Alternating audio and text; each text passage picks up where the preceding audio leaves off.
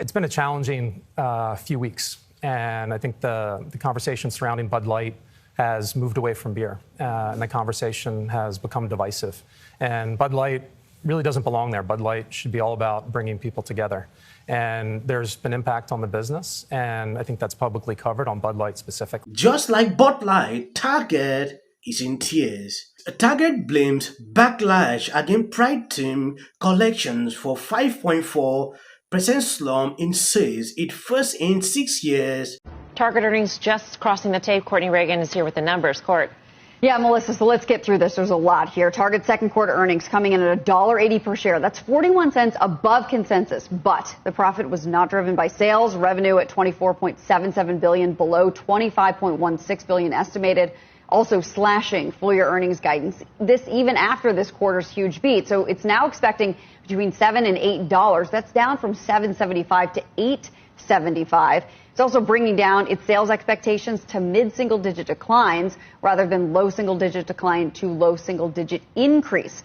Target's comparable sales down 5.4%. That is well below estimates for a 3.7% drop, also the first decrease since 2016. The retailer says discretionary categories again weak, while food, beverage, essentials, beauty, those frequency categories, those were stronger. Digital sales down 10.5%. That's the third straight quarter of declines and the worst performance since Target has been giving this number. Inventory fell 17%, and lower markdowns did help to lift gross margins. Operating margins also better than expected, but at 4.8%, that's about half of the level where it was 2 years ago at 9.8%. On a call with media, Target CEO Brian Cornell pointed to macro pressures, including inflation, for tempering sales, but also, quote, negative guest reaction to our Pride collection. He also continued to say negative reaction to our Pride assortment and added, after adjusting mid-quarter to address safety concerns, the business recovered steadily in July. I asked Cornell to clarify that the response by some consumers to the Pride merchandise was material enough that it impacted sales, but then after Target removed some of the merchandise or moved it in some stores, the trends changed. He said, quote, you describe it very accurately. We only took actions in the month of June. We wanted to make sure we're focused on the safety of our teams and the safety of our guests. Once we took those actions and addressed the situation, we certainly saw things normalize. Now, the last time Target's comp sales were negative, as I mentioned, was 6 years ago, and that does correspond to the 4 quarters that followed the retailer's stance allowing guests to use whatever bathroom they choose for their gender identity. Though Target did say at the time that any lost sales from those boycotts weren't material enough to report. This time, though, they're calling it out, just not quantifying it. It's just, again, seemingly caught in the middle of these culture wars in a way that did seem to impact sales. It is even worse than the company predicted, with its stock dropping nearly $14 billion after the Pride Month controversy.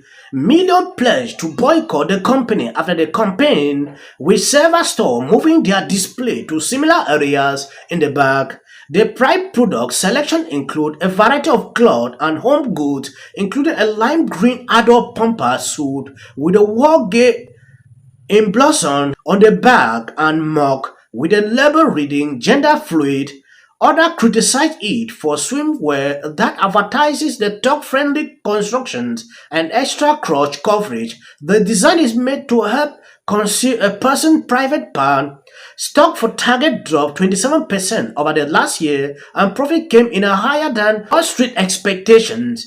Brian Cornell, who's been Target CEO since 2014, told the Wall Street Journal, as we navigate an ever-changing operating and social environment, we are applying what we learned. He previously defended a controversial line as the brand was desperate to avoid a Bud Light situation. Target unveiled its Pride Month collection at the start of May, fresh on the heels of the Bud Light Dylan controversy. I think I did a lot of videos partaking to that where people had a lot to say. Anheuser-Busch last month blamed the volume decline of Bud Light loss about after announcing it lost a whopping $390 million in US sales in the wake of its partnership with a trans influencer. Figures show that total US revenue dropped by 10.5% in April to June period compared to a year earlier. The world's largest brewery sales to US retailer had plunged 14%, adding that it had been underperforming the industry. This was a direct result of the tightweight dealer. That is what you get when you proceed. You don't listen to advice. It's been a challenging few weeks, and I think the conversation surrounding Bud Light has moved away from beer, and the conversation has become divisive. And Bud Light really doesn't belong there. Bud Light should be all about bringing people together. And there's been impact on the business, and I think that's publicly covered on Bud Light specifically. Yeah, so what was your intention? Take us to the beginning. What was your intention? What were you all trying to do here? And you've done this before, these promotional campaigns. Yeah, it was, just to be clear, it was a gift, and it was one can.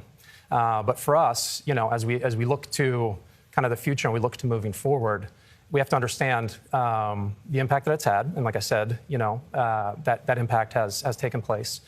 But it's the impact on our employees, the impact on our consumers, and as well the impact on our partners. And I think one thing that I'd love to make extremely clear is that impact is my responsibility. And as the CEO, everything we do here, I'm accountable for. Given the moment we're in, this moment in America with trans issues at the top of a Republican social or conservative political agenda, knowing what you know now, if you could go back, would you send this can to this one person again? There's a big social conversation taking place right now, and big brands are right in the middle of it. And it's not just our industry or Bud Light. It's happening in retail. It's happening in fast food. And so for us, what we need to understand is, deeply understand and appreciate, is the consumer and what they want, what they care about, and what they expect from big brands. So this is a part of why you're getting it from all sides, because I asked you, would you do it again? And people on the trans rights side of things, supporting that community, want you to say, yes, of course, we want that fortitude. And people on the right would criticize you for saying yes. So where are you on the issue? I mean, was this a mistake? Bud Light has supported LGBTQ since 1998. So that's 25 years. And as we've said from the beginning, we'll continue to support the communities and organizations that we've supported for decades. Mm-hmm. But as we move forward, we want to focus on what we do best, which is brewing great beer for everyone, listening to our consumers, being humble and listening to them, making sure that we do right by our employees, take care and support our partners, and ultimately make an impact in the communities that we serve. Yes, this is Bud Light CEO. It is divisive. The communication pertaining to this brand, if you realize now the company has taken a very recent decision to sell out some of the brands because they cannot come out of the situation they see themselves. According to me, this man should have been fired ever since. This happened. He could not actually use his brain, to handle this at a faster rate. They neglected it when the situation get to where it is now. That is where they started rushing in with crazy write-up. There have never been a direct apology, to state it clear on what they intend to do, to calm the situation. They started by firing, thinking maybe they fire this person, the marketing executive, it will calm down. With complaints, no direct way, to address the situation. Look at what Target is facing now. Target is almost at, a similar situation. The sales are down. People called for boycott. It is to clearly tell some of these companies, when people say, oh, this is a boycott, you should understand it will work. I understand they are working toward their ESG scores. But you can do all that to the detriment of your company. To me, it is insane.